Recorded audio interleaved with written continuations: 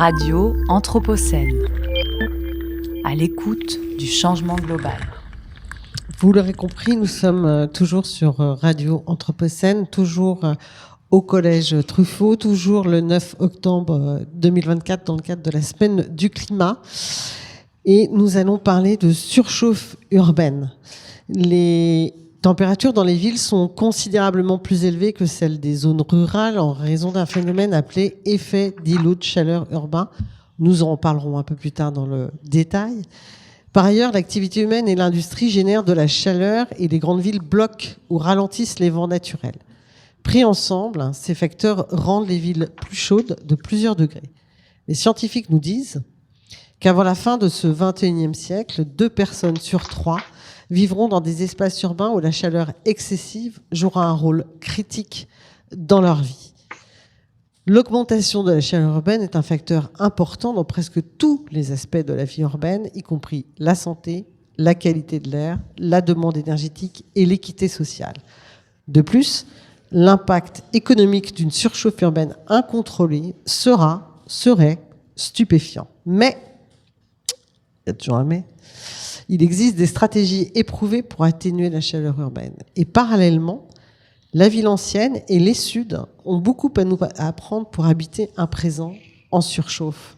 Donc pour en parler, j'ai le plaisir d'accueillir 3 invités, deux invités sur le plateau en direct. Yasmine Bouaga, maire du 1er arrondissement de Lyon. Bonjour. Bonjour. 1er arrondissement qui est un quartier exceptionnellement dense, ancien et dense. Alain Vargas, architecte, cofondateur de l'agence Tectonique. Bonjour. Bonjour. Une agence qui, dès le départ, a mis en œuvre une architecture soucieuse des milieux. Et puis, depuis Alger, Kamel Rigui, bonjour. Bonjour.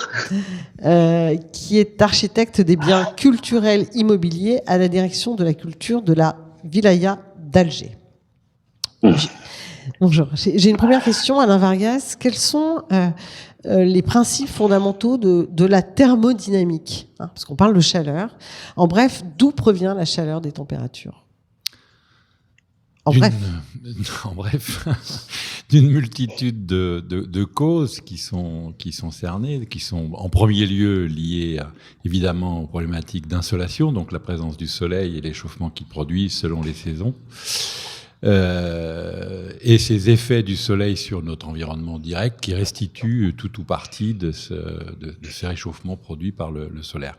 On a évidemment aussi une chaleur provenant du sol lui-même, puisque vous le savez, on est quand même sur un brasier général d'une certaine manière, mais c'est comparativement aux apports solaires, c'est moins sensible, on va dire, directement par les milieux dans lesquels nous habitons, sauf certains, on pourra en reparler peut-être.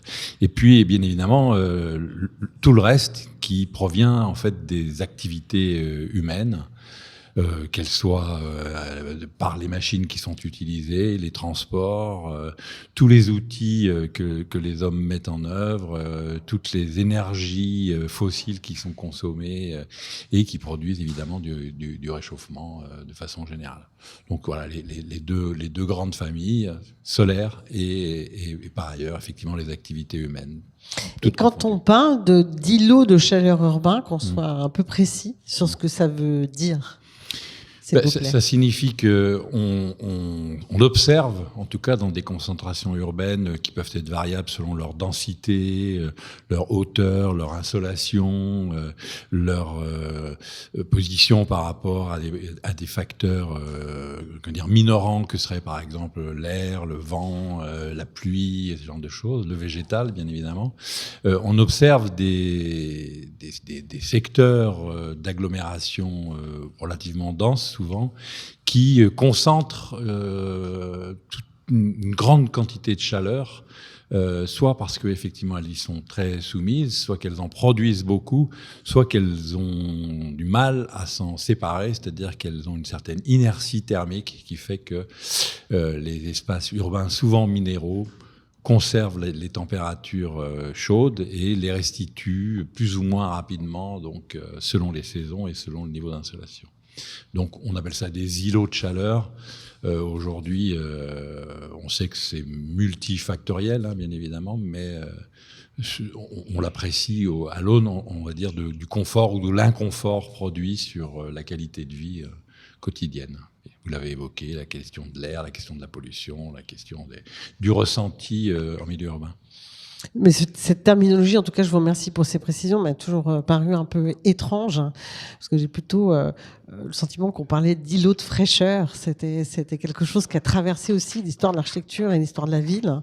Je pense à la ville arabe en particulier, celle qui a pu être mise en œuvre, par exemple, dans le sud de l'Espagne, à Grenade, où on avait ces jardins intérieurs, où il y avait la question de l'eau et la question du végétal, mais on l'abordera plus tard. Yasmine Bouaga, nombre de villes dans le monde ont pris la mesure, évidemment, du problème qui est déjà là, hein, pas simplement qui s'annonce. New York a engagé plus de 100 millions de dollars pour mettre en œuvre son programme Cool Neighborhoods. Los Angeles a établi de fortes exigences en matière de toiture fraîche. Durban a entrepris une étude complète sur la chaleur urbaine, où elle se situe. Ils ont cartographié en fait cette question-là. Athènes, Barcelone, Paris ont également cartographié la chaleur, mais aussi les endroits où elles ont des populations vulnérables. De ça aussi, on en parlera plus tard. Tokyo a posé des kilomètres de chaussées froides réfléchissant le soleil. Et Lyon figure au programme des 100 villes climatiquement neutres de la Commission européenne depuis 2022. Donc, comment cela se traduit-il dans cette ville ? Alors, il y a un petit peu deux questions. Il y a la question de la gestion de la chaleur et il y a la question de l'atténuation de ce qui cause cette surchauffe. Et la question de la gestion de la chaleur, elle a été prise en compte à Lyon depuis longtemps, puisque c'est une des villes en France qui est les plus concernées par le réchauffement climatique et l'intensification des vagues de forte chaleur, des canicules, en période estivale en particulier. Et donc... ça a amené à s'interroger sur la place du végétal en ville, puisqu'on s'est rendu compte que la surbétonisation, la surbitumation faisait qu'on aggravait la chaleur en milieu urbain dense, alors qu'à l'inverse, avoir des espaces verts permet par l'évapotranspiration, d'assurer un peu de fraîcheur. Donc on s'est rendu compte de ça à Lyon et depuis 2020, on a décidé d'accélérer la végétalisation de la ville, la débitumisation de la ville. Il y a aussi une réflexion sur les méthodes pour refroidir. Donc Lyon, c'est une ville qui a non seulement cartographié les îlots de chaleur, mais qui a aussi développé un réseau de froid urbain. Donc développer des méthodes pour rafraîchir les bâtiments qui soient aussi sobres en énergie, sachant que parmi les causes de la surchauffe, vous avez indiqué qu'il y a les appareils qu'on utilise et la climatisation, en fait, en fait partie. Et donc, c'est aussi une problématique de maladaptation qu'il faut qu'on prenne en compte et qu'on arrive à gérer en ville. On ne peut pas répondre au problème de la surchauffe par un déploiement non régulé de la climatisation parce qu'elle aggrave, en fait, l'effet îlot de chaleur. Et donc, il y a un vrai enjeu à trouver des techniques pour rafraîchir les bâtiments qui n'aggravent pas l'effet de surchauffe et quand on doit utiliser la climatisation, des manières d'évacuer l'air chaud qui permettent de réduire les nuisances et ne créent pas une pollution thermique dans la ville. Oui, alors on reviendra sur ces questions de la manière d'évacuer l'air chaud à l'intérieur, de le rejeter à l'extérieur autrement que par la climatisation au sens des appareils de climatisation tels qu'on les voit aujourd'hui dans le commerce. Parce que ça fait très longtemps que l'histoire de l'architecture, qu'elle soit vernaculaire ou non vernaculaire, s'intéresse et a trouvé des solutions en ce sens. Mais on le verra un tout petit peu plus tard. Kamel Righi, vous conduisez un travail d'analyse sur la Casbah d'Alger, en vue de son maintien patrimonial. Et vous avez une posture qui est tout à fait intéressante, puisque votre intérêt porte sur les immeubles qui tiennent le coup malgré les fluctuations climatiques, et en particulier. Et sachant, je veux juste apporter un point de précision, les fluctuations climatiques, ce ne sont pas que les épisodes caniculaires, mais c'est aussi des variations brutales, hein. Donc des périodes grande sécheresse, grande inondation. On le voit d'ailleurs, l'Europe est traversée en ce moment par différentes tempêtes, hein, et on a des niveaux de quantité de pluie qui sont absolument anormales. Est-ce que, avant de rentrer dans qu'est-ce qui est robuste dans cette Casbah d'Alger, est-ce que vous pourriez nous en parler de ce quartier qui, je crois, est né au Xe siècle, hein, et avec les Berbères, donc c'est une histoire longue, et j'aimerais que vous nous fassiez un petit peu rêver sur ce terrain. Alors, ce qu'on appelle aujourd'hui la Casbah d'Alger, au singulier, recèle plusieurs réalités au pluriel. Et donc, concernant le site d'implantation où se trouve actuellement la Casbah d'Alger, il a été au moins occupé à l'ère punique. Maintenant, la Casbah d'Alger, donc c'est une médina, hein, finalement, qui se retrouve noyée dans l'urbanisation post-industrielle jusqu'à arriver aux installations contemporaines. Elle a été reconnue comme étant patrimoine national, puis inscrite sur la liste du patrimoine de l'humanité, de l'UNESCO. Donc, grosso modo, il s'agit d'un tissu organique, compact, qui recèle une architecture, en fait, une stratification, hein, d'architecture allant de l'époque pré-ottomane, ottomane, puis l'époque de l'occupation française. Et voilà, en gros, la présentation de la Casbah d'Alger. Et alors aujourd'hui, quel est l'état des lieux justement qu'est-ce que vous pouvez observer de ce tissu urbain particulier, hein, et architectural, et qui peut répondre, qui est résilient finalement aux aléas climatiques que l'on rencontre aujourd'hui, parce que les températures augmentent partout, elles augmentent évidemment à Alger également, bien que vous ayez une très grosse expérience des climats déjà chauds depuis très longtemps. Alors, selon certains chercheurs, on dit que la ville de Lyon aura l'actuel climat d'Alger dans pas très longtemps. Oui, tout à fait, oui. Et si on fait des apprentissages en se dirigeant vers le sud, nous, au niveau de la partie côtière de l'Algérie, on a intérêt aussi à apprendre de ce qu'on appelle les qsor, c'est-à-dire les établissements du désert, où ils sont vraiment au milieu extrême. Mais pour revenir à la Casbah d'Alger, ce que j'ai pu observer dans le cadre de mes recherches actuelles, c'est que toutes les études, pratiquement toutes les études, que ce soit des études académiques ou des études portant mise en place des instruments d'urbanisme ou de sauvegarde du patrimoine, s'intéressent essentiellement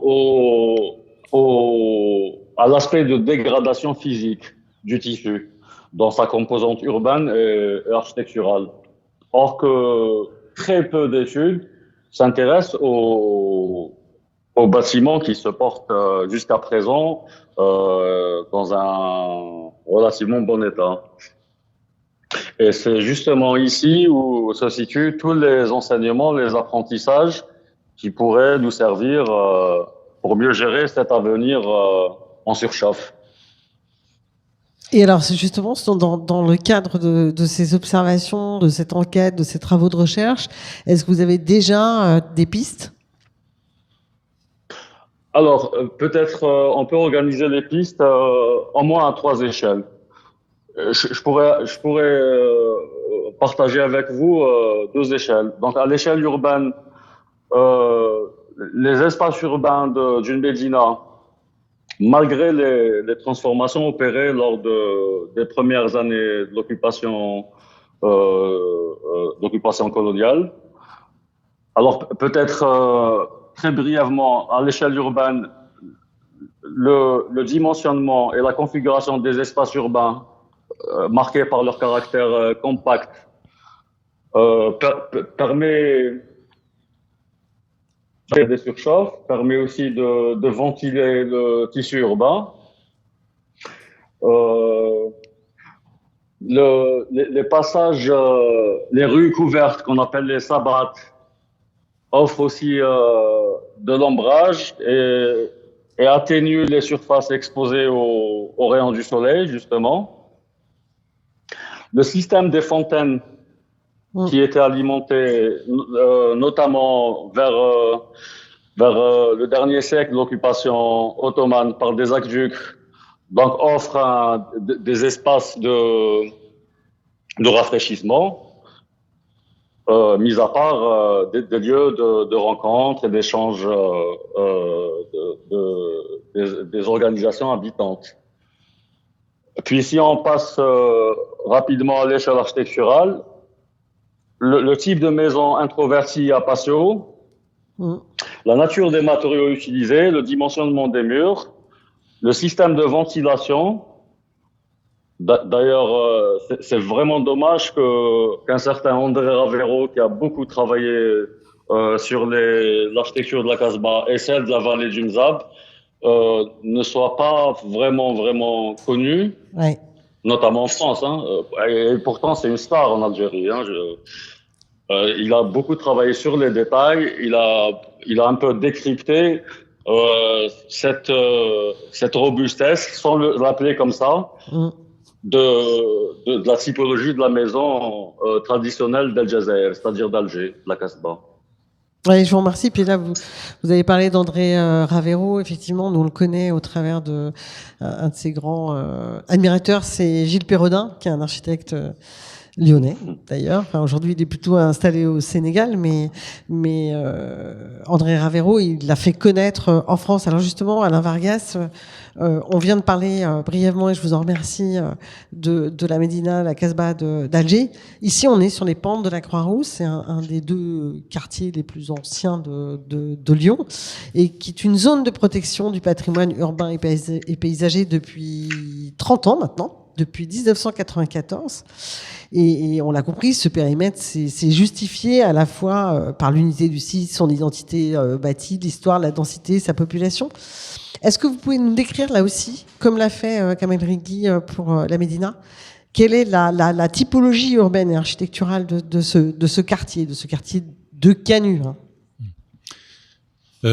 Déjà rappeler que c'est probablement un des quartiers les plus denses d'Europe, de façon générale, qui est effectivement historiquement un quartier originellement voué à l'activité humaine. Hein. On en a parlé, vous en avez parlé tout à l'heure dans les immeubles ateliers les immeubles ateliers qui avaient une particularité d'être des immeubles de rapport, ce qu'on appelait des immeubles de rapport, voilà, qui n'avaient qu'une dimension résidentielle secondaire, on va dire, hein, et tournés essentiellement vers le travail. Et donc ça a configuré des espaces particuliers, tant dans la morphologie urbaine que dans la typologie des habitations de travail elles-mêmes. La morphologie urbaine est assez simple. On construit dans la pente, on construit avec une extrême densité, on construit très haut. On a des immeubles qui sont extrêmement hauts, avec des largeurs de voies qui sont extrêmement réduites, puisqu'on peut trouver des voies qui font 6-7 mètres de... Alors, juste une précision, quand vous dites très haut, c'est quoi? C'est 27, 29 mètres. Ok, et puis les hauteurs sous plafond sont particulièrement élevées pour une raison... C'est la deuxième échelle. C'est la deuxième échelle. C'est-à-dire qu'à ce tissu urbain dense qui met en relation, et notre collègue d'Alger notait certaines particularités de cet urbanisme-là. C'est-à-dire qu'effectivement, on a des rues qui sont extrêmement étroites, et l'ensemble de ce quartier est traversé de venelles qui parcourent dans la pente, traversant les immeubles, permettant d'abriter les circulations des travailleurs de l'époque, des soyeux, des canuts, pour se rendre voilà, de leur lieu de travail au lieu où ils devaient livrer, on va dire, leurs ouvrages. Donc là, pour cette fois, c'était pas s'abriter du soleil, mais c'était plutôt s'abriter de la pluie et raccourcir les trajets. Et à l'échelle des logements eux-mêmes, on se retrouve avec des types de volumes habitables, on va dire, un peu particuliers, puisqu'en moyenne, on va dire que le logement Canu, c'est autour de 4,20 m de hauteur sous plafond, qui s'explique essentiellement par la taille du métier à tisser, du métier jacquard, hein, qui justifiait une très grande hauteur et qui permettait accessoirement, d'une part, d'habiter le fond du logement, qui donne lieu aujourd'hui à des réadaptations au titre de mezzanine habitable ou pas habitable des fois, on doit le dire, puisque parfois on se trouve même en dessous des hauteurs véritablement habitables. Mais la particularité, c'est que pour pouvoir éclairer ces lieux de travail dans des volumes aussi hauts, dans des urbanismes aussi denses et dans des rues aussi étroites, on se retrouve avec des menuiseries vitrées qui sont de proportions extrêmement grandes en réalité par rapport à beaucoup d'autres habitats. Et on peut le comprendre, il fallait essayer de faire rentrer le maximum de lumière naturelle. Et à l'époque, sans trop de soucis de se protéger de l'ensoleillement ou de l'insolation directe, puisque je dirais, la forme même urbaine, la coupe même, si vous prenez 2 immeubles de 27 mètres de haut à 8 mètres de façade les uns des autres, vous vous rendrez compte que le soleil arrive assez peu, d'une certaine manière, dans beaucoup d'endroits de cet urbanisme-là. Je vous remercie, Yasmine Bouega. Donc, vous êtes maire d'un arrondissement donc, qui a beaucoup de ces architectures dont on vient de parler, que Alain Vargas vient de décrire. C'est un quartier protégé. Et aujourd'hui, c'est un quartier qui doit aussi, j'imagine qu'il y a une demande habitante de s'adapter à la thermique qui est en pleine évolution. Comment ces choses remontent dans votre bureau et quelle réponse vous pouvez apporter, tirailler entre ces deux choses, l'adaptation et la protection? Alors c'est effectivement tout l'enjeu, tout l'équilibre. On a un quartier qui présente, comme Alain Vargas l'a expliqué, des spécificités architecturales qui peuvent être intéressantes au regard des enjeux climatiques, au regard de la protection contre la chaleur, le fait d'avoir des rues ombragées parce qu'elles sont étroites, des traboules qui permettent d'échapper au soleil en période de forte chaleur, c'est un atout. Néanmoins, le fait d'avoir des grandes fenêtres, c'est aussi une vulnérabilité du logement qui est très exposée, qui peut être très exposée au rayonnement solaire, même parfois au rayonnement solaire indirect, c'est-à-dire qui se réfléchit sur la façade d'en face et qui revient sur le logement.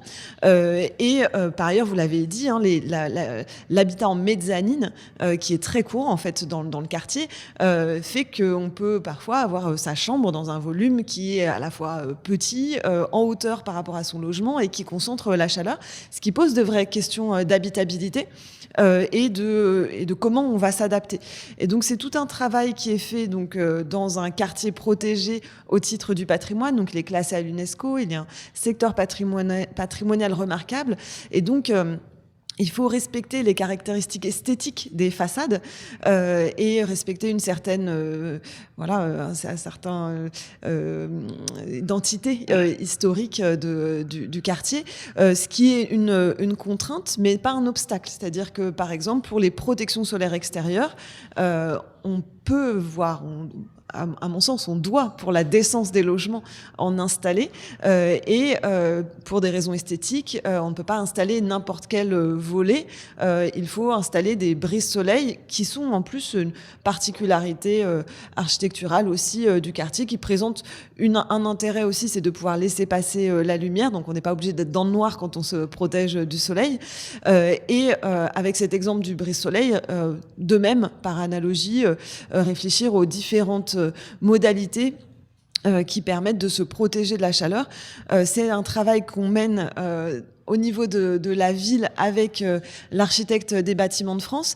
Et comme vous l'avez dit, on est interpellé sur le sujet. Là, en ce moment, il y a une mobilisation importante menée par des locataires qui se sont constitués en syndicats de locataires. Il faut savoir qu'on est à plus de la moitié des habitants qui sont locataires et qui réclament que les propriétaires fassent les travaux nécessaires pour les protéger des problématiques de chaleur en été et de déperdition de chaleur en hiver.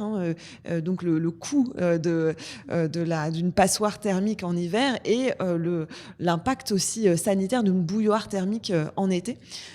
Et donc ce syndicat de locataires nous interpelle pour savoir ce que nous, comme pouvoir public, pouvons faire auprès des propriétaires pour permettre que les logements soient véritablement habitables et qu'ils ne menacent pas, qu'il n'y ait pas de menace sur la santé des personnes qui les occupent. Donc il y a un vrai enjeu sanitaire à faire reconnaître.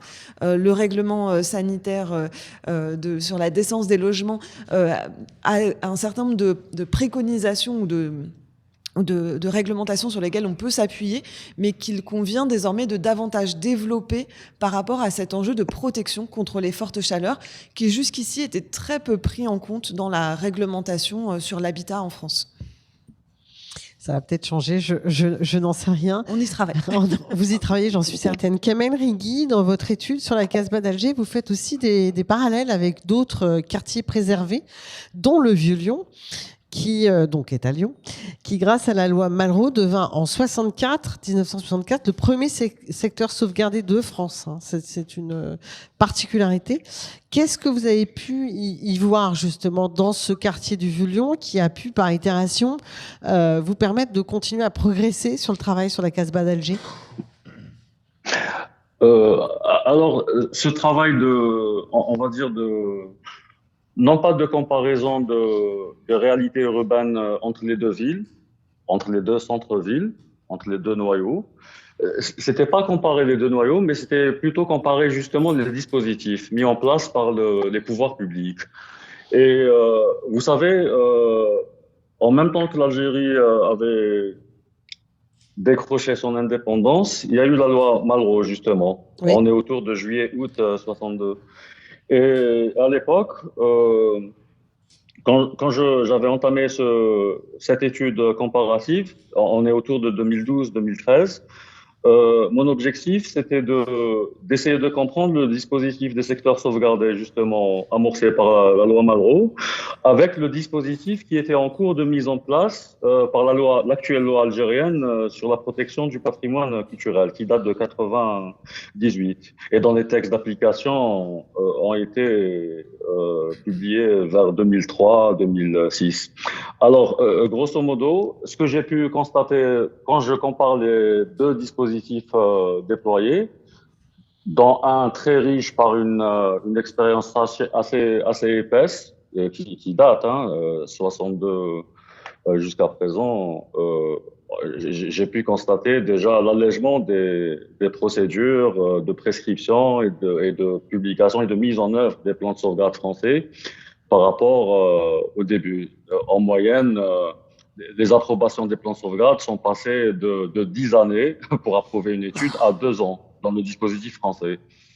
Et donc, j'avais vraiment intérêt de comprendre le dispositif français pour un peu proposer des améliorations au dispositif qui est actuellement en cours de mise en place en Algérie. Peut-être la chose la plus importante que j'ai pu retenir dans cette étude comparative, c'est que le plan de sauvegarde et de mise en valeur version française est quand même porteur d'un projet urbain. Or que le plan de sauvegarde version algérienne, c'est resté un document à caractère réglementaire, comme un plan d'occupation des sols ou un PLU, si vous voulez. Donc, c'est plus les aspects opérationnels de mise en œuvre que j'ai retenu par rapport à cette comparaison. Juste une petite, à titre additionnel, j'avais un peu le choix. Il fallait que je choisisse un secteur sauvegardé de longue date, justement, pour voir l'évolution du dispositif français. Et j'avais un peu le choix entre le quartier du Marais à Paris, qui a été inscrit aussitôt que le Vieux-Lyon, et le Vieux-Lyon, justement. Et les trois sites, que ce soit le Marais ou, comme vous venez de l'indiquer, ou le Vieux-Lyon ou à la Casbah, ont ce point en commun d'être un patrimoine de l'humanité et ont une valeur universelle exceptionnelle. Et donc, j'ai directement opté vers le Vieux-Lyon parce que j'ai pensé que, si on veut, l'échelle et l'importance des deux centres étaient peut-être comparables à travers la lunette des dispositifs déployés. Voilà, en gros. Je vous remercie. Alors, Marias, Et je vous cite, culture, tradition, technique de construction empirique ou savante ont tout au long des siècles permis aux humains de vivre le plus confortablement possible, en étroite relation avec leurs environnements et les climats qui les caractérisent. C'est une phrase longue, elle est de vous. Elle est de vous parce que vous avez travaillé, vous êtes intervenu pour Cité Anthropocène il y a 1 an et demi, je pense, dans le cadre d'un travail, d'une enquête à Arles, sur un bâtiment en particulier, en tout cas pour les rencontres de la photographie d'Arles, qui est un grand événement culturel qui subit des canicules répétées et donc qui oblige certains de ces sites à fermer, sachant que l'économie estivale de Arles repose beaucoup sur cet événement que sont les rencontres de la photographie. C'est assez dramatique et donc vous aviez fait un état des lieux d'explicitation des outils passifs dont nous disposions pour abaisser la température de l'air, des masses construites et des corps. Et est-ce qu'on peut en évoquer certains de ces outils passifs ? Alors d'abord, qu'est-ce que c'est passif ? Des outils passifs. Passif, il y a une ambiguïté, puisqu'effectivement, ça voudrait dire que ça n'agit pas si on considère que c'est passif, mais au contraire, c'est à mettre au regard de ce qu'on pourrait appeler des technologies actives. On en a évoqué tout à l'heure, les machines de climatisation, les pompes à chaleur qui rafraîchissent l'air directement par des moyens mécaniques. Voilà. Et donc passif, c'est l'inverse, ou en tout cas partiellement, c'est-à-dire qu'on cherche à trouver des moyens qui soient le plus possible neutre en consommation énergétique. Puisqu'on le sait, aujourd'hui, les problématiques liées aux périodes caniculaires, de façon parfois exceptionnelle, mais sur les durées de périodes de canicule, on se rend compte qu'elles augmentent et qu'elles sont plus fréquentes. Et on se rend compte aujourd'hui que dans nos milieux urbains, en tout cas, les besoins énergétiques liés au traitement de rafraîchissement de l'air ont tendance à supplanter ceux liés aux moyens de chauffage en période hivernale. Donc il y a un dispositif qui est inversé. Vous l'avez dit, Delphine Waga, la réglementation relativement récente prend en compte aujourd'hui la thermique d'été, dite la thermique d'été, et donc on essaye de le faire évidemment sans produire des contre-effets non productifs, si j'ose dire, qui seraient les consommations énergétiques encore croissantes, qui contribueraient, vous le savez évidemment, à des paramètres de réchauffement climatique indirectement, avec les émissions de gaz à effet de serre qui y sont liées, et effectivement des moyens qui soient les plus pragmatiques et constructifs, les plus simples possibles, visant non pas probablement dans un premier temps à faire baisser la température de l'air directement, on va dire, mais plutôt à faire baisser le ressenti de ces températures sur les corps humains, ce qui sont deux choses différentes. Vous pouvez avoir 45 degrés dehors, mais si sous certains effets, on va dire, techniques, vous pouvez avoir une température ressentie qui fait chuter cette température physiologiquement, on va dire, de plusieurs degrés. Donc, ce qu'on cherchera par ces moyens passifs dans un premier temps, c'est effectivement à améliorer le confort. Donc, l'impression de confort, la sensation de confort, et on sait que c'est extrêmement important. Alors, il y a des exemples très classiques que vous connaissez sans doute, ce qu'on appelle par exemple des brasseurs d'air, qui sont des ventilateurs placés en plafond et qu'on a vu dans les architectures dites tropicales, qui en fait produisent un mouvement d'air tel qui, lorsque cet air circule le long du corps avec des vitesses relativement élevées, parce qu'il faut déplacer pratiquement 1 mètre seconde pour que ce soit sensible, produisent, comme pour les végétaux, un phénomène d'évapotranspiration sur le corps, ce qui fait que votre propre transpiration, en s'évaporant, abaisse la température de surface de votre corps. Et donc, on parle de température ressentie, puisque l'air, lui, est toujours à 45 degrés, qu'on le veuille ou non. Donc ça, ce sont les moyens les plus simples. Et là, on a l'histoire de l'architecture recèle d'un certain nombre de dispositifs de ce genre qui ont historiquement la vertu d'être relativement efficaces, on le sait, mais qui conjoncturellement, malheureusement, ne correspondent pas aux différentes réglementations en vigueur, puisqu'il est assez difficile scientifiquement de pouvoir garantir ces effets sur les corps humains. Voilà. Donc, on peut citer ces choses très simples, les brasseurs d'air. On le sait dans les volumes qui sont, par exemple, les volumes des logements Canut avec 4,20 mètres sous hauteur, on a une stratification de l'air chaud en hauteur. Il suffit de brasser cet air, de le rediriger vers les corps dans la partie inférieure du volume pour améliorer la température ressentie, on va dire, là aussi. Il y a des choses qui sont très anciennes aussi, mais si je prends le brasseur d'air, vous preniez l'éventail, ça n'est rien d'autre qu'un brasseur d'air manuel. Hein, vous agitez de l'air, vous passez ça devant votre corps, et donc la vitesse de l'air passant sur votre peau rafraîchit cette peau, évacue les calories qui sont sur la peau. Bon. Mais il y a d'autres dispositifs plus anciens, ce qu'on appelle par exemple des puits canadiens, aujourd'hui bizarrement, mais qui sont en fait des puits provençaux pour ce qui concerne la France, mais qui sont aussi des puits romains, qui exploitent le fait qu'on fait circuler de l'air dans des canalisations sur de l'eau en terre cuite, dans un premier temps en terre cuite, des tuyaux de terre cuite qui sont disposés dans le sol, sachant que le sol a en moyenne une température moyenne plus basse que celle de l'air. Hein. Dès qu'on descend à 80 cm, 1 mètre, 1 mètre 20, on avoisine des températures de l'ordre de 14-15 degrés, donc avec un différentiel qui est extrêmement important. Et l'air qui va circuler dans ces canalisations se refroidit, là aussi, souvent il y a de l'humidité du sol, donc l'humidité par évapotranspiration baisse aussi la température, et cet air qui donc va se rafraîchir en passant dans le sol par rapport à la température d'air extérieur cette fois-ci, va pouvoir être extrait et insufflé, on va dire, dans des logements ou dans des habitats quels qu'ils soient, et contribuer là aussi à une amélioration du confort réel.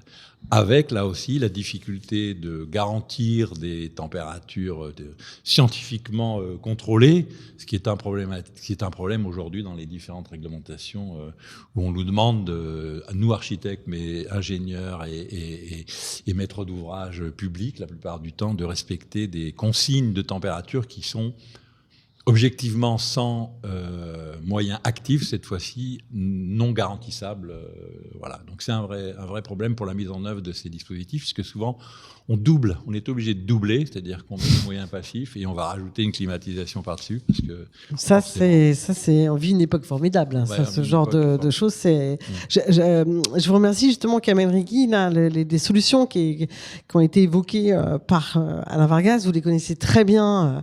Vous avez évoqué André Ravero, son travail sur le MZAM, mais évidemment d'autres endroits en Afrique, au Moyen-Orient, etc. Ça faisait très très longtemps qu'on utilisait ces techniques. Est-ce que là aussi, aujourd'hui, en Algérie, à Alger par exemple, ces techniques peuvent être remobilisées ou se cognent-elles, elles aussi, contre une réglementation qui vient les freiner, voire les empêcher ?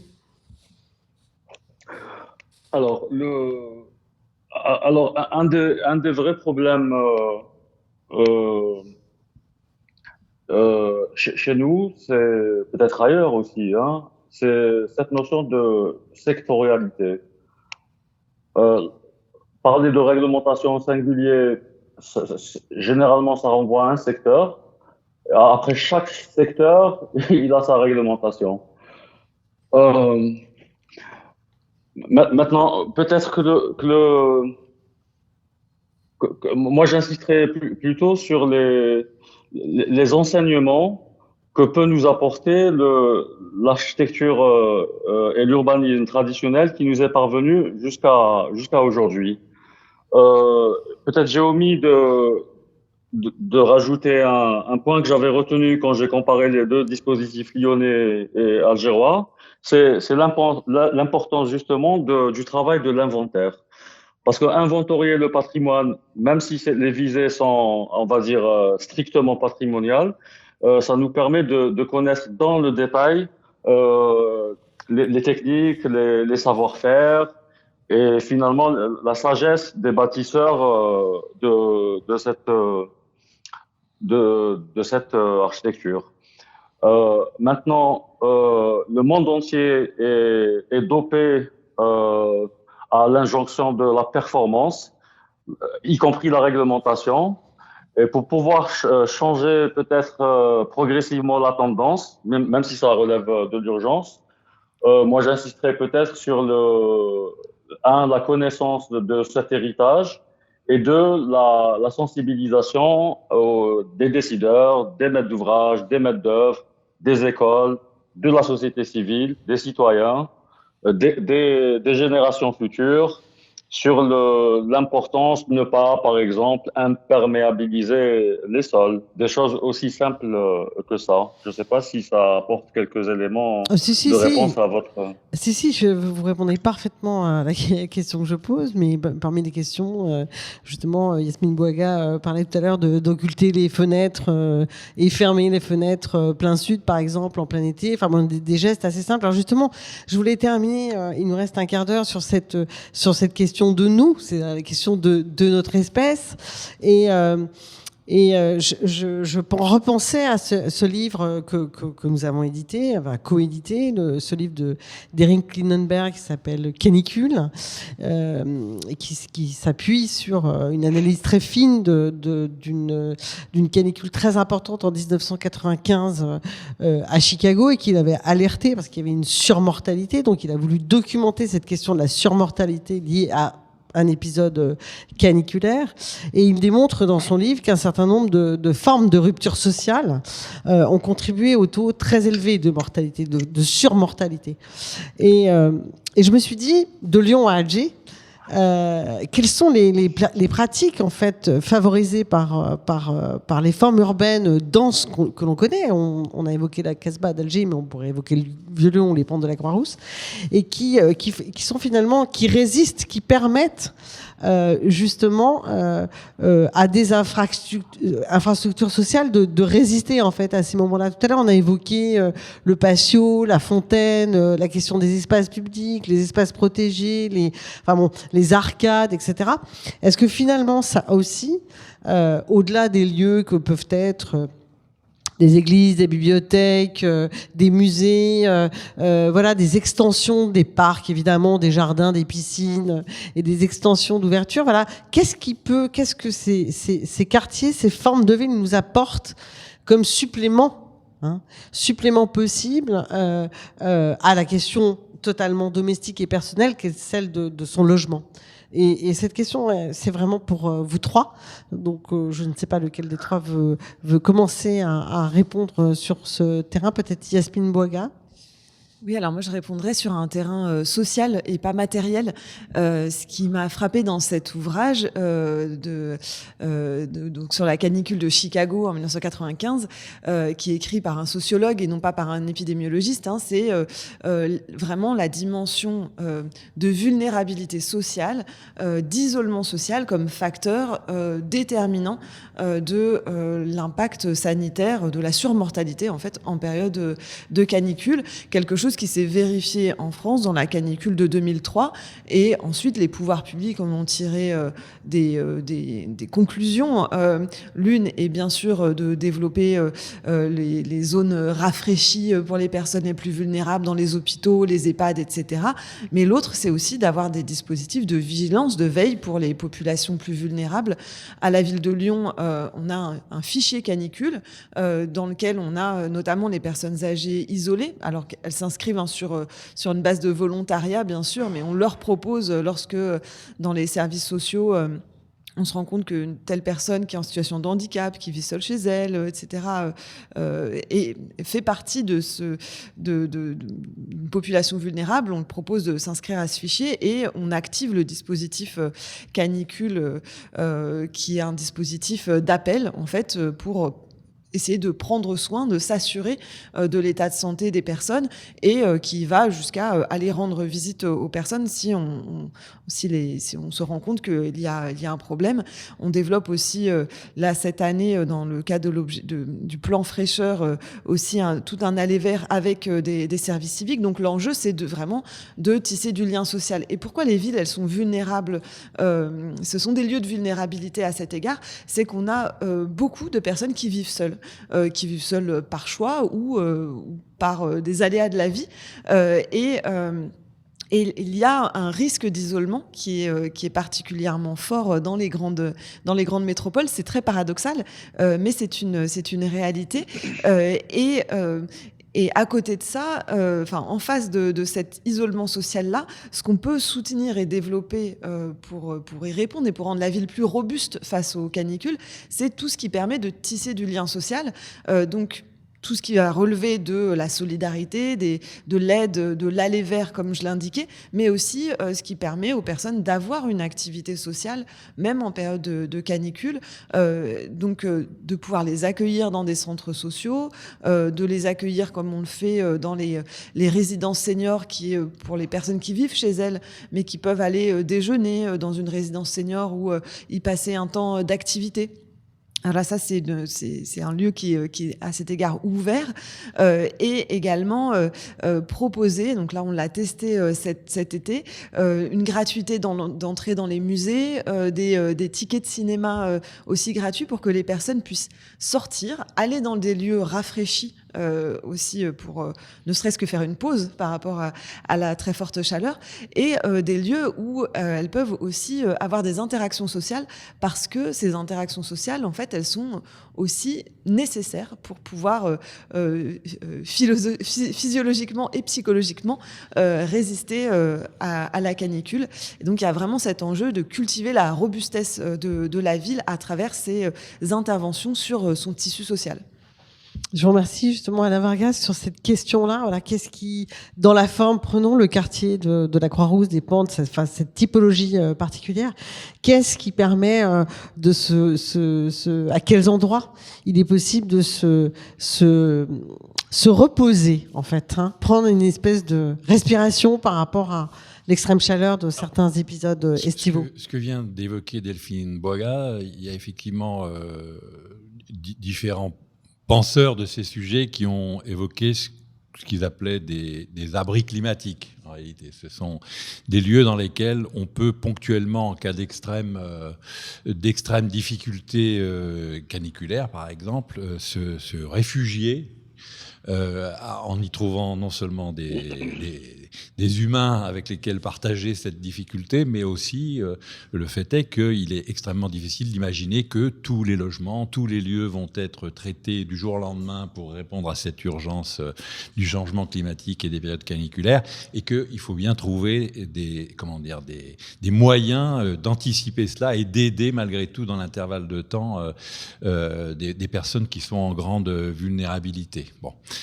Donc ça, je pense que ce sont des outils qui sont des outils sociaux, vous l'avez dit, en fait, qui mettent à disposition des ressources existantes pour favoriser cette qualité de vie dans des périodes difficiles. Mais il y a un paramètre qui me paraît, moi, être trop souvent négligé, c'est le paramètre culturel. C'est-à-dire qu'on se rend compte qu'aujourd'hui, dans des sociétés comme les nôtres, qui sont technologisées, on va dire, on nous a souvent vanté les mérites d'une technologie qui supplanterait nos propres pratiques et qui finalement agirait à notre place pour contrôler notre température, notre consommation, notre protection solaire, ce genre de choses. Et je pense qu'on est en train de se rendre compte qu'il y a un petit problème avec ce genre de choses et que finalement il faut que les habitants, les individus quels qu'ils soient, reprennent la main sur le contrôle de leur propre environnement, et qu'il ne suffit pas d'avoir un smartphone équipé de la dernière application de technologie permettant de contrôler l'ensemble de son appartement, des interrupteurs jusqu'à la fermeture des stores. pour se rendre compte que finalement, on est acteur et on doit pouvoir être acteur du contrôle de son environnement, en tout cas de la meilleure façon possible. On citait tout à l'heure, Delphine Boga citait le dispositif de protection solaire dans les logements des canuts. Ce qu'on appelle traditionnellement à Lyon des jalousies. Alors ça n'a pas forcément grand-chose à voir avec le dispositif, mais ces jalousies sont des systèmes qui existent depuis très très très longtemps. Ils sont contrôlés manuellement, il n'y a pas de robot pour les contrôler. Mais si personne ne sait à quel moment il faut fermer, ouvrir, contrôler, orienter ce dispositif, si on ne se protège pas de l'ouest aux bonnes heures et pas du sud aux bonnes heures, parce qu'on n'en a tout simplement pas conscience ou qu'on n'anticipe pas le fait que laisser son logement avec des volets ou des stores ouverts plein sud ou plein ouest toute la journée fait que quand on va rentrer chez soi aujourd'hui en soirée, on va crever de chaleur au sens littéral du terme. Donc il y a une question culturelle. Il faut que les individus sachent, apprennent, et je pense qu'il faut réapprendre à certains, bien évidemment, comment déjà, pas uniquement s'hydrater en buvant beaucoup toute la journée, mais en fermant ses... De l'eau, hein. De l'eau. Comment se protéger de l'ensoleillement direct, comment ventiler son logement. Alors ça, c'est une grosse difficulté dans les milieux urbains actuels. C'est qu'il y a énormément de logements, par exemple, qui ne sont des logements mono-orientés ou bi-orientés, donc pas des logements traversants, qui ne favorisent pas le transfert de l'air et donc l'évacuation des calories à certains moments de la journée. Ce qui veut dire que si il fait 40 degrés la journée et en soirée 35 degrés, que la température du logement ne baisse pas parce qu'on n'évacue pas les calories, et c'est quand même un problème dans les tissus anciens. Il y a beaucoup d'accumulation de chaleur et on a du mal à l'évacuer parce que l'aérolique générale, soit de l'urbanisme, soit des logements, n'est pas prévue pour cela, tout simplement, n'a pas anticipé ces problèmes-là. C'est une vraie difficulté. Je vous remercie. Kamel Rigui, justement, qu'est-ce qu'il y aurait comme dispositifs, mesures, mais d'infrastructures sociales finalement qui permettent là aussi dans la Casbah, on parlait d'Alger tout à l'heure, aux gens, aux habitants, hein, de tenir face à des épisodes de chaleur très importants. Peut-être on revient à la question des pratiques culturelles. Hein. En effet, si vous aviez des éléments de précision à nous apporter. Alors, moi je vais faire un grand clin d'œil très amical à Michel Lusseau, qui dit de manière très, très précise que finalement, dans les différents acteurs des réalités urbaines, l'expert, le vrai expert, c'est l'habitant. Et en observant justement l'habitant, je vous donne un exemple très rapidement. Oui, allez-y. Si vous observez le quotidien des vieilles personnes à la Casbah d'Alger depuis longtemps jusqu'à présent, ils habitent bien sûr la maison, ils habitent aussi le quartier. Quand ils habitent les maisons, en fonction des heures de la journée, ils vont pas occuper le patio ou les pièces qui sont au niveau du patio ou celles qui sont à l'étage ou sur la terrasse aux mêmes horaires. Et quand il va voir ses copains pour refaire le monde ou pour jouer aux cartes, etc., dans le quartier qu'on appelle Huma, en fonction des horaires de la journée, ils vont pas s'asseoir dans n'importe quelle rue, à n'importe quel croisement de telle rue en fonction des horaires de la journée. Donc, j'insisterai peut-être que l'observation de la pratique des réalités spatiales actuelles jusqu'à présent, apporte des enseignements extraordinaires. Voilà. Non, mais c'est formidable, vous avez raison. Il faut qu'on regarde nos anciens, je ne sais pas comment le dire, mais en même temps, ça se confronte. Alors, je ne sais pas du tout pour Alger, mais en tout cas, ça a pu être observé en France, dans les villes, notamment sur les enfants. On le voit, les gens, les parents, laissent de moins en moins les enfants pratiquer l'espace public de manière non accompagnée. C'est-à-dire qu'il y a aussi, et on le voit dans le livre de Klinenberg, il explique très bien ça, dans ceux qui résistent le moins, les plus vulnérables sont les plus isolés. Vous l'avez rappelé, Yasmine Bouaga. Mais en même temps, ce sont souvent, par exemple, les hommes, parce qu'ils n'ont plus d'interaction sociale.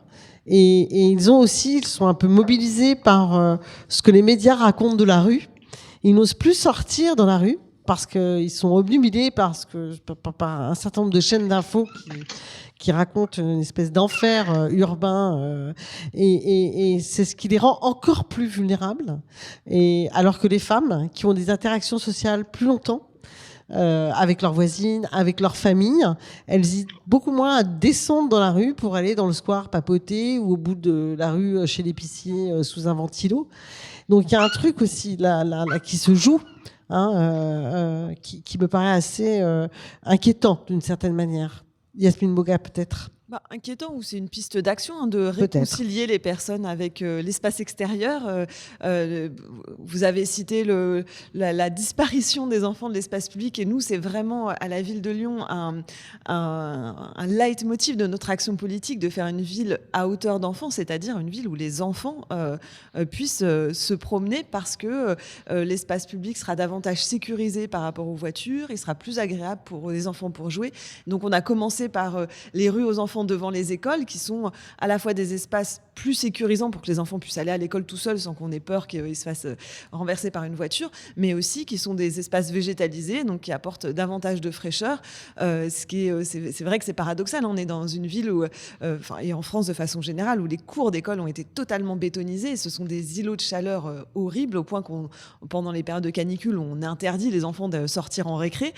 Donc là, il y a vraiment tout un travail à faire, à défaire cette bitumisation pour redonner de la place au végétal, refaire un espace où les enfants peuvent jouer en extérieur, où ce soit agréable. Et donc voilà, c'est un travail qui est à faire sur l'espace. Mais dans ce que vous avez dit, il y a aussi quelque chose de très important, qui est un travail sur le temps et sur les temps de la vie et leur adaptation en fait aux fortes chaleurs. Et là, on a effectivement à apprendre des pays du Sud qui ont des horaires de travail en fait différents en été, et c'est quelque chose qu'on a expérimenté aussi à la mairie du Premier depuis 2 ans, et donc l'expérimentation se passe bien, donc on va la continuer. C'est d'avoir des horaires d'été. On commence 1 heure plus tôt en fait en période estivale, donc les agents, la mairie ouvre 1 heure plus tôt, les agents finissent 1 heure plus tôt, et donc on bénéficie davantage de la fraîcheur matinale, et quand en milieu d'après-midi on commence vraiment à fatiguer de la chaleur, on peut rentrer chez soi aussi, se reposer. Et pour les usagers, ça fonctionne très bien, parce qu'ils peuvent aussi venir plus tôt le matin. Et ça, c'est pour l'instant expérimental, mais moi j'ai la conviction que c'est quelque chose qui va s'étendre aux services publics, aux différents domaines d'activité. On le voit dans les travaux du bâtiment, on le voit aussi, nous, dans les personnes qui travaillent aux espaces verts aussi, ils ont des horaires d'été pour pouvoir s'adapter aussi aux fortes chaleurs et avoir un rythme qui est aussi ajusté à cette problématique de l'été. Mais écoutez, je crois qu'on va en rester là. Notre heure est passée. Je vous remercie tous les trois, Yasmine Bouaga, Kamel Rigui et Alain Vargas. On n'a évidemment pas épuisé le sujet. Je garderai comme mot de la fin une ville à hauteur d'enfant, mais en même temps regardant très avec beaucoup de tendresse les pratiques des plus anciens, et peut-être d'une autre catégorie d'espèces dont on n'a pas parlé, que sont les animaux, parce que là aussi, je pense que ce soit les hérissons, les chouettes ou même peut-être les lombris, ont des pratiques qu'il faudrait qu'on regarde de près, puisqu'ils modifient leur comportement en fonction des températures. Je vous remercie tous les trois. Bonsoir.